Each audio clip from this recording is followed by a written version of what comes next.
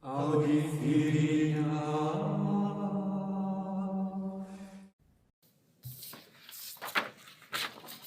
El libro del eclesiástico. Entre los años 190 y 180 a.C., fue escrito el libro cuyo título propio es el de Sabiduría de Ben Sirá, Jesús, hijo de Sirac. El autor pone al final del libro su firma. Escribió en hebreo, en Palestina, en el tiempo en que los judíos de Palestina sufrían el embate cultural de la llamada helenización, es decir, la difusión de la mentalidad y costumbres griegas, que unas décadas después de Ben Sirá fue incluso impuesto a la fuerza en tiempos de Antíoco Epífanes. La pureza de la fe de Israel podía ser dañada por esta helenización. Y por eso se propone Jesús Ben Sirá renovar la fe de Israel desde el punto de vista sapiencial, y por eso ha escrito su libro. El libro no está entre los libros sagrados de Israel. Los judíos no reconocen este libro como dentro de su canon de libros sagrados. La Iglesia, en cambio, lo recibió desde el principio en la Biblia. Lo recibió en griego, en la traducción al griego hecha por el nieto de Jesús Ben Sirá, como explica él mismo, el traductor, en el prólogo que se encuentra al inicio del libro. En general, este prólogo no es considerado parte del texto sagrado, pero nos informa acerca de su abuelo, del libro que escribió y de la traducción que él se propuso hacer. Con el tiempo, sobre todo en el a partir del siglo XIX, fueron localizados códices con el texto hebreo del eclesiástico, que se llama así desde el tiempo de San Cipriano en el siglo III, seguramente por el uso que la Iglesia en su época hacía de este libro, un uso frecuente, intenso, oficial.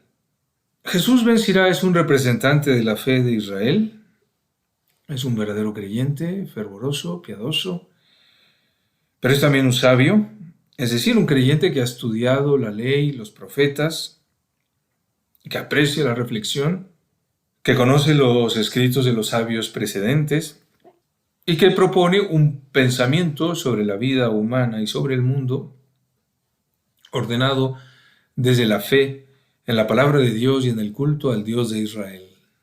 Si comparamos este libro del eclesiástico con las colecciones salomónicas, sapienciales, antiguas, las del libro de los Proverbios, la sabiduría de Ben Sirá nos resulta en cierto modo menos mundana en un buen sentido, en el sentido del libro de los Proverbios.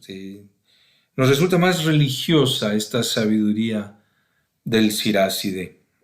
Conserva mucho de la orientación de la sabiduría anterior, por lo que se refiere a un sano aprecio de las cosas, de las cosas del mundo, de los bienes de este mundo, por lo que se refiere al dominio de uno mismo, a la práctica de la virtud, al bien hacer las cosas, al saber conservar los bienes, a evitar la necedad, y al evitar que por la falta de sabiduría las cosas de este mundo pierdan sentido para un creyente en el Dios de Israel. Conserva sobre todo la sabiduría de Ben Sirá la finalidad educativa que tenían ya los proverbios antiguos. Conserva el tono paternal con que el autor acerca a sus discípulos a la sabiduría de Dios. Pero a diferencia del tiempo de Salomón, Jesús Ben Sirá no educa ya a los funcionarios de la corte, porque ya no hay corte, ya no hay monarquía en Israel. Ahora los hijos de Israel deben ser educados en la sabiduría que sabe percibir el orden de Dios en todas las cosas para alabanza de Dios.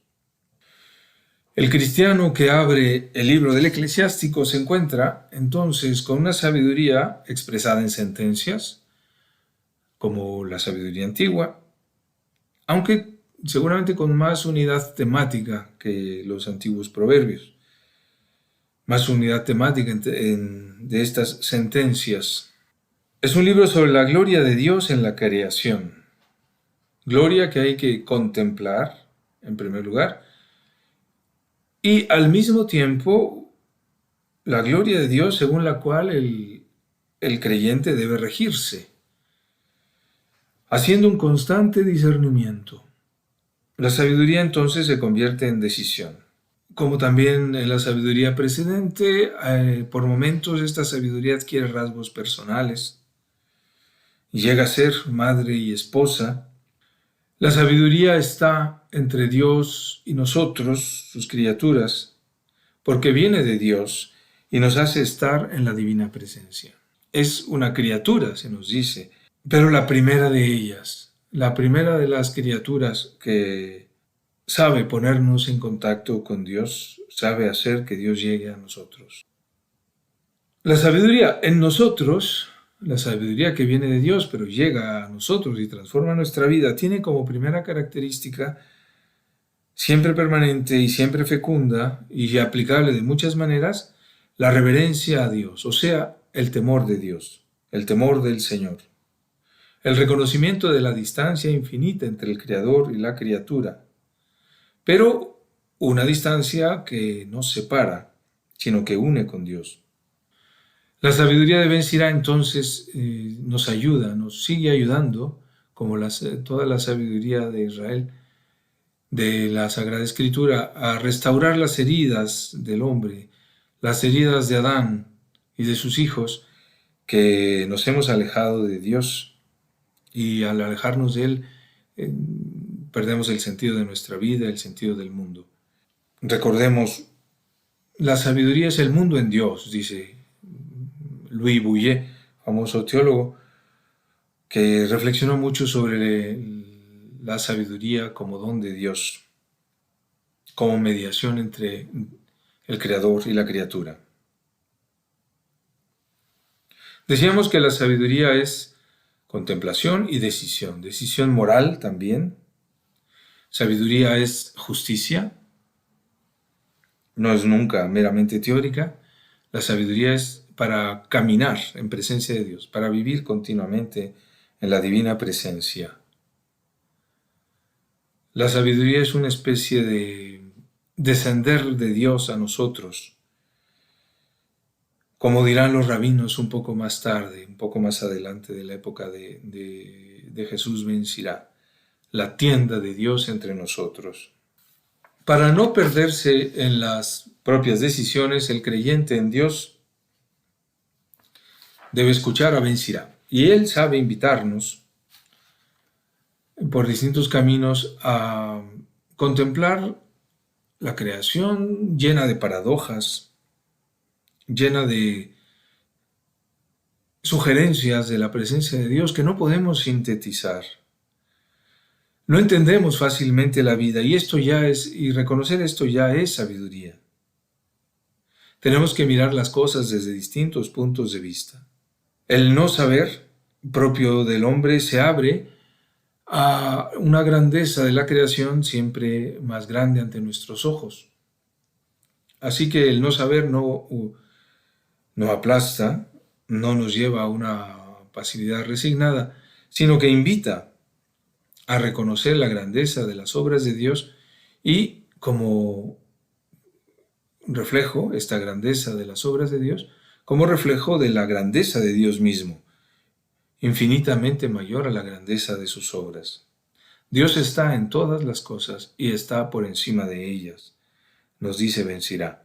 Nos invita a tener un corazón magnánimo, tocado por la gloria de Dios, es decir, un corazón que no se paraliza, ni en los problemas, ni en los éxitos, un corazón que sabe celebrar también en la mesa, por ejemplo, que aprecia el vino, pero siempre con la moderación que impide que los bienes de este mundo, cualquiera que sea, cualesquiera que sean estos bienes, nos aparte de la presencia de Dios. Así pues, como la sabiduría precedente, el eclesiástico nos invita a la moderación, a la prudencia, a la humildad. Nos invita también al amor al prójimo, a la misericordia con los débiles y con los que sufren, a evitar toda arrogancia, todo sentido de superioridad sobre los demás, porque cualquier cosa de estas nos llevaría a dejar de contemplar la gloria de Dios en los bienes que Él nos da. El amor al prójimo no es todavía que nos enseña Ben Sira, no es todavía el amor del Nuevo Testamento. Siguen existiendo los límites del pecado y de la necedad, de la injusticia, que obliga al sabio a apartarse de los injustos, de los necios, de los pecadores. Todavía no está el desconfinamiento del amor, que es solo obra de la redención de nuestro Señor Jesucristo. Pero ya se nos orienta hacia el prójimo siempre bajo la ley de Dios, bajo su mirada, bajo su voluntad santa. Ben Sira da mucha importancia al uso de la lengua, es decir, al don de la palabra. Un gran don, cuyo uso justo requiere contener la lengua, requiere mucho silencio, requiere un discernimiento. Antes de dar la palabra a cualquier cosa que pase por el corazón, es necesario discernir. Porque el don de la palabra ha sido dado al hombre para alabar a Dios y para hacer bien al prójimo. Distintos aspectos de la vida humana son iluminados por esta sabiduría. El trabajo, la salud, la muerte y el duelo, el papel de los sabios y consejeros en la edificación de la convivencia humana, pero siempre buscando la estabilidad del corazón en el juicio sabio que ordena todo según Dios, según la gloria de Dios, manifestada en este mundo por la grandeza de sus obras. A diferencia de la sabiduría anterior, aquí en el eclesiástico tienen un lugar esencial tanto el culto de Dios como la ley de Moisés, de la que no hablaban las sentencias, los proverbios de Salomón. La ley dada por Dios a Israel es una especie de encarnación de la sabiduría divina que gobierna el mundo entero. Y la ley ordena el culto agradable a Dios. El culto, sin embargo, exige que la ofrenda del que ofrece sabiamente sea siempre una ofrenda del corazón, no sea que el culto deje de agradar a Dios. Esto encontramos también en los salmos. El culto a Dios en el templo tiene que corresponderse con el culto a Dios en el corazón y con la alabanza que brota de los labios. Hay que rezar también, no solo en el templo. Ben Sira escribe algunas oraciones en su libro. Así pues, la sabiduría de Dios se concentra en el culto y en la ley, y desde aquí se expande siempre de nuevo a todo, e ilumina todo por la alabanza de Dios. Sin la sabiduría divina, los bienes de este mundo pueden transformarse en males. Es necesario vigilar para no alejarse de la sabiduría y recaer en la necedad. La sabiduría rige especialmente las relaciones humanas, las de los amigos, las de padres e hijos, especialmente la relación entre hombre y mujer. Todas las relaciones deben quedar bajo el temor del Señor, en la sabiduría que hace presente a Dios en nuestra vida y hace que nuestra vida sea agradable a Dios.